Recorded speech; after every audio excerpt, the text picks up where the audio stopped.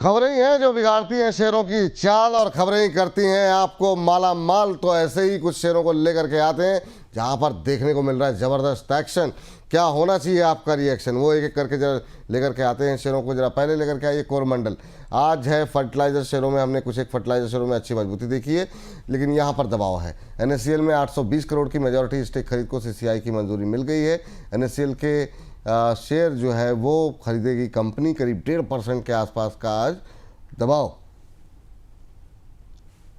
देखने को मिल रहा है। और यहाँ पर आपको बता दें कि एनएससीएल में 53% स्टेक जो है खरीदने के लिए सीसीआई की तरफ से मंजूरी मिली है। 20% एडिशनल स्टेक खरीदारी के लिए ओपन ऑफर लाना पड़ेगा, जो कि एक सामान्य प्रक्रिया है, जो जिस तरीके के सेबी के नियम है। सर, अभी क्या करना चाहिए कोरमंडल को लेकर के? आज कुछ एक और दर्शकों के भी सवाल थे, मिस हो गए डिस्कस करना, लेकिन 1.5% की गिरावट 2236 2235 के आसपास चल रहा है। ये गिरावट क्या बाइंग अपॉर्चुनिटी हो सकती है क्या? बिल्कुल सर, मुझे लगता है कि ये बेस के आसपास है। 2200 का बेस है, वो 2200 के बेस से मुझे लगता है रिवर्स लेना चाहिए। तो ये एक बाइंग अपॉर्चुनिटी है। अगर आप यहाँ बाई कर सकते हो तो इस स्टॉक को बाई कीजिए। 2190 या 2160 का स्टॉप लॉस दीजिए और स्टॉक 2350 के लिए जा सकता है। चलिए अगली कंपनी लेकर के आते हैं वेदांता। वेदांता में भी आज दबाव देखने को मिल रहा है और करीब 2.25% की गिरावट। आपको बता दें कि अभी कंपनी के डिमर्जर प्लान में और देरी हो सकने की खबरें आई हैं।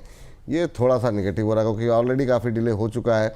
एनसीएलटी में डिमर्जर प्लान का पेट्रोलियम मिनिस्ट्री की तरफ से विरोध किया गया है और इसी वजह से डिमर्जर प्लान को लेकर के और ज़्यादा डिले संभव है। वेदांता के कंप्लायंस को वेरीफाई किया जा रहा है, जैसा सेबी की तरफ से कहा गया है। तो शायद इसमें जो है कुछ एक और खामियां शायद पाई गई हैं। हालांकि इस डिमर्जर प्लान को एनएससी की तरफ से एनओसी मिल चुकी है, लेकिन फिर भी अभी जो है इस पूरे मामले को लेकर के पेच फंसता हुआ दिखाई दे रहा है और इसी वजह से आज 2.25% की गिरावट देखने को मिल रही है। वेदांता सर अच्छा डिविडेंड देता है, सब कुछ ठीक ठाक। आपकी टिप्पणी क्या होगी अभी? देखिए, डिविडेंड पे ही कंपनी है ये, तो खैर न्यूज की वजह से आज थोड़ा 10-11 रुपए नीचे आ गया, बट मुझे नहीं लगता कि न्यूज जो है ट्रेंड इसका चेंज करेगा। सो थोड़े 1-2 दिन और वेट करते हैं, सोमवार को देखेंगे। अगर ये 450 का लेवल मेंटेन करता है तो बाई कर सकते हैं 440 के स्टॉप लॉस। ठीक, ये बात वेदांता पे निकल के आ रही है। अब जरा आ जाइए पीएनबी पे। पीएनबी पे क्या कुछ खबरें निकल करके आई हैं, जरा स्क्रीन पर लेकर के आ जाइए।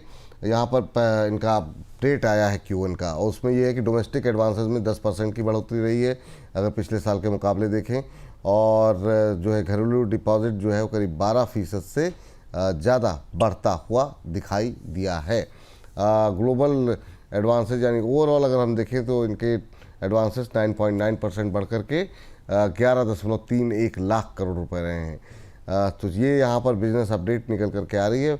घरेलू डिपॉजिट 12.2% बढ़ कर के 15.37 लाख करोड़ रुपए रहे हैं। ग्लोबल डिपॉजिट की करीब जो हिस्सेदारी है वो 15.89 लाख करोड़ रुपए रही है। यहाँ पर सर क्या करना चाहिए पीएनबी को लेकर के, आपका व्यू क्या है?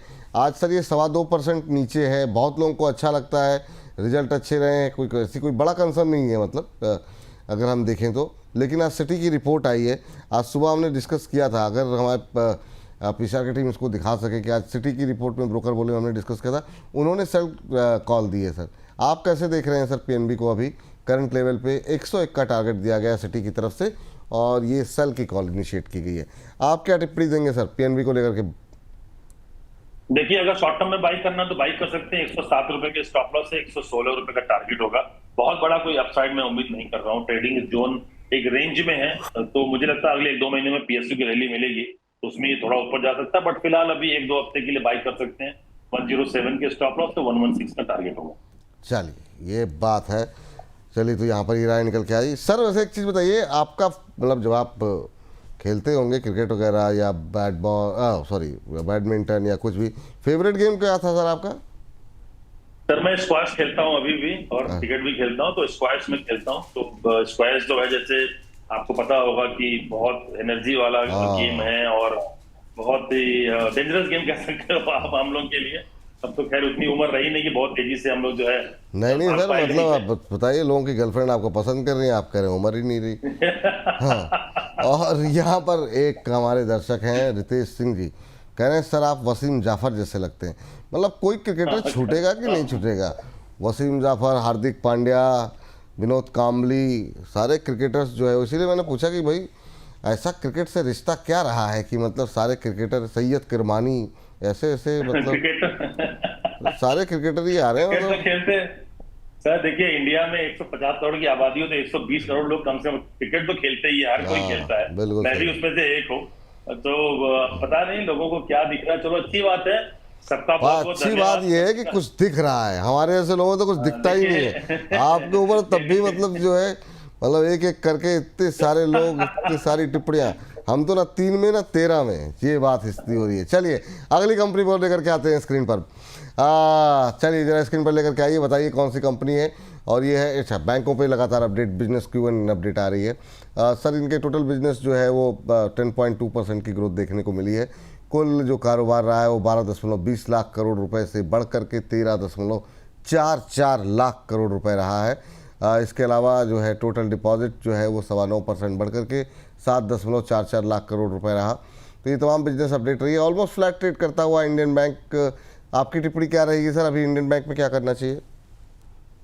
मेरे हिसाब से देखिए, इंडियन बैंक क्या तो जो ओवरऑल PSU बैंक उस पर रैली आ सकती है, तो इंडियन बैंक 630 रुपए तक एक बार अप्रोच करेगा। ये 130 रुपए तक आ गया तो वहां बाई कर सकते हैं, 655 660 के लिए। अभी फिलहाल नो ट्रेड जोन में। चले HDB जरा लेकर के आइए। आज जो है काफ़ी सवालों की झड़ी लगी हुई है अभी भी HDB को लेकर के, पहले भी काफ़ी सारे सवाल आ रहे हैं। और आपको बता दें कि आज लगातार दूसरा दिन है और दूसरे दिन भी शेयर में जो है वो दमदार तेज़ी जो है वो देखने को मिल रही है। कल 13% प्रीमियम पर पे लिस्ट हुआ था, आज भी 5% की तेज़ी है। 891 का हाई आज जो है इंट्राडे लेवल पे देखने को मिला है। कल 13% के प्रीमियम पर 835 रुपये के भाव पर लिस्ट हुआ था ये IPO, और उसके बाद से लगातार दूसरा दिन मोमेंटम में आता हुआ। सर दो तरह के सवाल हमारे पास लगातार आ रहे हैं। ये 8वीं सबसे वैल्यूएबल NBFC इस समय बन चुकी है HDB फाइनेंशियल। तो जो दो तरह के सवाल है, एक तो ये कि जिन्होंने IPO को में जिनको मिल गया है उनको क्या अब एग्जिट कर देना चाहिए, पहला सवाल, क्योंकि ये सेगमेंट अलग से अपलोड होगा इसलिए इस पर आपकी टिप्पणी चाहेंगे। दूसरा, बहुत लोग थे जो कह रहे थे कि इनको नहीं मिला, वो क्या फ्रेश एंट्री कर सकते हैं। बहुत लोगों ने, कल हमने इस पर एक सेगमेंट किया था तो उस पर टिप्पणी आई कि हमने 50% बुक कर लिया, 50% बचा के रखा हुआ है। कुछ लोग 10-10 हज़ार के टारगेट भी दे रहे हैं यहाँ पर। अभी जो तमाम डिस्कशन चल रहा है, क्योंकि एक बड़ा IPO था NBFC का, क्या तस्वीर आप देख रहे हैं HDFC फाइनेंशियल को लेकर के? देखिए सर, मुझे लगता है कि बहुत ज्यादा इसमें ऑप्टिमिस्टिक होने की जरूरत नहीं है। कंपनी अच्छी है, नो डाउट। अगर लंबी अवधि का व्यू आपका है तो बिल्कुल इस स्टॉक को होल्ड कीजिए। मैं ये नहीं कह रहा हूँ कि 1100-1500 नहीं जाएगा, बट अगर शॉर्ट टर्म का व्यू है, जैसे 1 महीना 2 महीने का, तो ये स्टॉक 900 950 तक जाके रुक जाएगा। मुझे नहीं लगता है बहुत बड़ा कोई अपसाइड आएगा। इट विल टेक टाइम, मतलब थोड़ा समय लगेगा, क्योंकि अभी नया नया IPO आया हुआ है। तो 1 साल तक तो मुझे नहीं लगता कि बहुत बड़ा कोई अपसाइड है। हाँ, ये हो सकता है कि ये लेवल पे अगर आपका 4-5 साल का व्यू है, बहुत अच्छी कंपनी है, HDFC बैंक ग्रुप है, तो मुझे लगता है कि वो ग्रुप का नाम होने की वजह से इस कंपनी की वैल्यूएशन अच्छी खासी होगी। तो वो आप एक अप्रोच रखिए कि इस कंपनी को लंबी अवधि के लिए होल्ड कीजिए। अगर किसी को फ्रेश बाई करना है तो भी बाई कर सकते हैं। शॉर्ट टर्म वाले जो 15 दिन 1 महीने का व्यू है वो अवॉइड करें। फ्रेश एंट्री के लिए क्या बोला सर आपने? बिल्कुल बाई कर सकते हैं, 870 के आसपास बाई कीजिए, 850 का स्टॉप लॉस दीजिए, 950 का इसका टारगेट होगा। एग्जिट स्ट्रेटजी क्या होनी चाहिए, मतलब जो लोगों को क्या प्रॉफिट बुक करें या फिर वेट करें? 50% यहाँ पे बुक कर लीजिए, 50% आप छोड़ दीजिए अपने प्रॉफिट का, वो होल्ड कीजिएगा सर। चलिए, ये बात यहाँ पर निकल करके आती हुई। और अख्तर रजा साहब कह रहे हैं कि नेक्स्ट संभव स्टील पे भी बता दीजिए। ठीक है सर, इसी में डिस्कस कर लेंगे एक बार, और अभी IPO सेगमेंट होगा उसमें तो डिस्कस करेंगे, तो परेशान मत होइए, उत्तर मिल जाएगा आपको। चलिए अगली कंपनी लेकर के आ जाइए। अरविंदो फार्मा को लेकर के आपको बता दें कि यहाँ पर सब्सिडरी जो इनकी कंपनी है क्यूराटेक बायोलॉजिक्स को कैंसर की दवा की मार्केटिंग की मंजूरी मिल गई है। यूरोपीय आयोग से जो कंपनी की जो सब्सिडरी है उसको ये मंजूरी जो है वो मिल गई, तो कैंसर की दवा को प्रमोट करेगी, कैंसर की दवा को बेचने की मंजूरी मिल गई है। डोजुब्लिस का इस्तेमाल ब्रेस्ट और गैस्ट्रिक कैंसर में इस दवा का इस्तेमाल होता है। आज 0.25% नीचे अरविंदो फार्मा सर कैसा लग रहा है, फार्मा से जुड़ी कंपनी? नहीं सर, मुझे कुछ ज्यादा बहुत इसमें इस कंपनी में कोई अप्रोच नहीं लग रहा है। अभी फिलहाल टेक्निकली थोड़ा मुझे कंपनी वीक लग रही है, 1100 रुपए तक आ सकती है, वहां पे आगे तब देखेंगे। बट फिलहाल मुझे अपसाइड इसमें बहुत लिमिटेड लग रहा है, 1200 के ऊपर मुश्किल जा पाना अभी फिलहाल, अवॉइड कीजिए। जी, चलिए इस बीच जो है अगली कंपनी लेकर के आ जाइए स्क्रीन पर जरा। डिफेंस स्टॉक्स को लेकर के शायद कुछ बातचीत कर रहे थे, और ये सर रक्षा सहयोग और ज़्यादा मजबूत करने पर भारत अमेरिका का फोकस जो है वो देखने को मिल रहा है, चूँकि अभी डील भी होने वाली है, उसको लेकर लगातार बातचीत चल रही है। भारत अमेरिका के बीच 10 वर्षीय डिफेंस फ्रेमवर्क पर चर्चा की जा रही है, और इसके साथ साथ भारत के साथ अमेरिका की पेंडिंग डिफेंस डील पर भी चर्चा हुई है।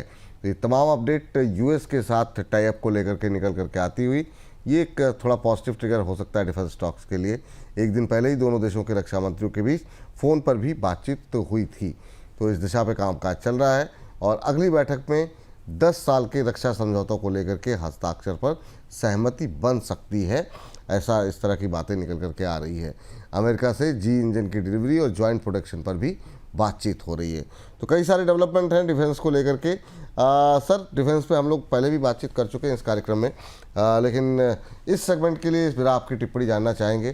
क्या कुछ उम्मीदें हैं और आपके पसंदीदा डिफेंस स्टॉक्स कौन से होंगे? करंट लेवल पे कहाँ पे बाय करने की अपॉर्चुनिटी है, कहाँ पर नीचे खरीदना चाहिए? देखिए बीडीएल के बारे में अगर बात करें तो बीडीएल का अप्रोच जो ये रखना पड़ेगा कि 1970 के आसपास है। मुझे लगता है कि एक बार 1920 1900 के आसपास आ सकती है, इसका चार्ट दिख रहा है वैसा, तो वहां आएगा तो बाई करेंगे। 1870 का स्टॉप लॉस देंगे, और मुझे लगता है कि ये स्टॉक थोड़ा नीचे आने के लिए वेट करना चाहिए। सिमिलरली अगर देखा जाए टोटल ओवरऑल ग्रुप में, तो जैसे मैंने बोला, कई बार बोला मैंने, मझगांव टॉक और बीईएल, ये दो स्टॉक ऐसे हैं जो मुझे लगते हैं थोड़े स्ट्रांग लग रहे हैं। भारत फोर्ज भी अच्छा है, बट भारत फोर्ज में अब में जो है अब अपसाइड की रैली बहुत लिमिटेड है। तो मेरे हिसाब से भारत को जब तक 1300 के ऊपर सस्टेन नहीं करता 2 दिन 3 दिन, तब तक मुझे नहीं लगता कि ऊपर जाएगा। तो मुझे लगता है कि इंतजार करना चाहिए। सो बीईएल और मझगांव डॉक, ये दो स्टॉक ऐसे हैं जो मुझे लगता है यहाँ से ऊपर जाएंगे। बाकी जो है अभी स्टॉक के लिए वेट करना चाहिए। जी, चलिए ये बात यहाँ पर है। चलिए डिफेंस को लेकर के कौन से शेयर पसंद है, किस लेवल पे पसंद है, वो आपको जानकारी मिल गई है।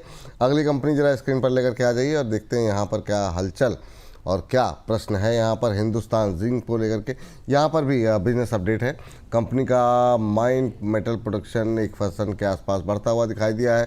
रिफाइंड जिंक प्रोडक्शन में 4% की कटौती देखने को मिली है। तो ये अपडेट यहाँ पर निकल करके आती हुई हिंदुस्तान जिंक को लेकर के रिफाइंड लेड प्रोडक्शन में 6% की कमी देखने को मिली है, और यही सब कारण है जिसकी वजह से आज हम देख रहे हैं 0.25% की गिरावट यहाँ पर देखने को मिल रही है। सिल्वर प्रोडक्शन 5% और सिल्वर प्रोडक्शन में 11% की कटौती देखने को मिली है। सर आपकी टिप्पणी, हिंदुस्तान जिंक अभी 446 447 के आसपास ट्रेड करता हुआ, अभी क्या करना चाहिए सर करंट लेवल पे? देखिए मेरे हिसाब से अभी इसको अवॉइड करना चाहिए। अभी इसमें एक ऊपर का गैप बना हुआ है 460 470 की रेंज में। वो गैप मुझे लगता है भरेगा तब जाके अपसाइड आएगा, बट मुझे लगता है कि अभी फिलहाल इसको अवॉइड कीजिए। 425 430 तक आ सकता है। सो मेरे लिए अभी ये स्टॉक में कोई ऐसा स्कोप दिख नहीं रहा है। जब 430 आ जाएगा फिर देखते हैं, बट अभी फिलहाल अवॉइड कीजिए। जी, चलिए अगली कंपनी लेकर के आते हैं और वो है एनबीसीसी। देखें जरा क्या कुछ खबर है। नागपुर में आपको बता दें जू इंफ्रास्ट्रक्चर प्रोजेक्ट के लिए नया ऑर्डर मिला हुआ है, 355 करोड़ का पीएमसी ऑर्डर है। और ये हम आपको जब अभी थोड़ी देर पहले भी डिस्कस कर रहे थे तभी आपको बताया था कि यहाँ पे ऑर्डर्स जो है वो लगातार मिलते हुए दिखाई दे रहे हैं। एफडीसीएम गोरेवाड़ा जू कोर्स से ऑर्डर मिला हुआ है, एनबीसीसी के रेगुलर बिजनेस कोर्स का हिस्सा है ये ऑर्डर। तो इस आज हम देख रहे हैं थोड़ा दबाव है, 1.5-2% नीचे। एनबीसीसी इंडिया, सर आप की तरफ से क्या टिप्पणी होगी, कैसा लग रहा है आपको? देखिए अभी हमने इसके बारे में बात किया था, तो टेक्निकली मुझे लगता है कि ये स्टॉक जो है 125 126 तक जाना चाहिए। फिलहाल बहुत शॉर्ट टर्म, 1 हफ्ते 1.5 हफ्ते के रेंज में 114 रुपए का आप स्टॉप लॉस रखिए। टेक्निकली स्टॉक मुझे लगता है अभी अपसाइड आने के लिए थोड़ा समय लेगा, 2 क्वार्टर मुझे लगता है आएगा, तब जाके 150-200 रुपए के ऊपर जा सकता है। जी, चलिए तो ये बात यहाँ पर निकल करके आ रही है। और इसी के साथ एक सवाल था कोई, मैं चाह रहा था कि उसको इसी में शामिल कर लिया जाए, लेकिन वो दिमाग से निकल गया लग रहा है। तो उस पर फिर बाद में या तो बातचीत की जाएगी। एक बार ज़रा एक कोशिश करते हैं ढूंढने की, अगर मिल गया तो ठीक है, अदरवाइज सेगमेंट को यहीं पर करते हैं अब समाप्त।